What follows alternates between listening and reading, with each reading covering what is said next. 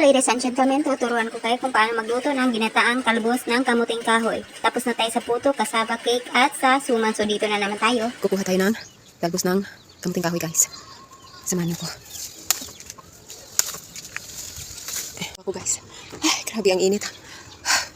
Ang init, guys. Doon pa, guys, oh. Mamaya na lang pag hindi pa gigising yung anak ko, kukunin ko yun. Kinuha ko yung ano to.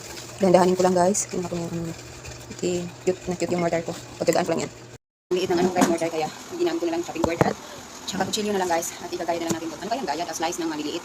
Guys, na siya ng pinong-pinong. Lagyan ko yung luya at tsaka lagyan ko ng mga isang kutsaritang asin. At pipigaan natin yan. Magkakamay lang ako, malinis ng kamay ko. Naghuhugas ako ng kamay kahapon, guys. Sangkap natin, guys. Mas maraming luya, mas masarap. Mas mabango. Pinigaan na natin yan. At unang bigang gata at pangalawang bigang gata.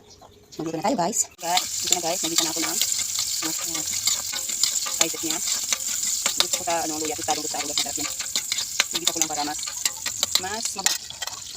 Dito lang ako nagluto sa labas para makatikim sa gas, guys. At ihahalo na natin ang ating pinigaang bilanghoy. Ilalagay ko na yung pangalawang gata, guys.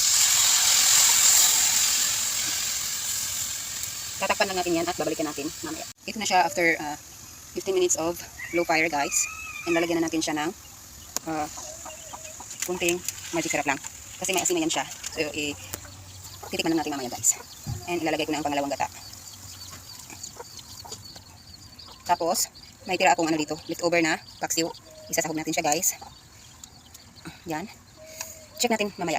Minutes na siya, guys. Pero gusto natin yung matuyuan siya ng gata, guys. Mas masarap kasi pag tuyo. Babalikan natin siya pag tuyo na, guys. Hindi na natin siya titimplahan guys, asin kasi yung pagtiga natin kanina sa dahon may asin na yun. For 40 minutes of low heat, guys. Ito na siya. Tuyo na. Yan ang bango niya. Tignan natin. Okay na siya, guys. Ang bango niya talaga. Luto na, okay na yun. Ito na, guys. Kain na tayo.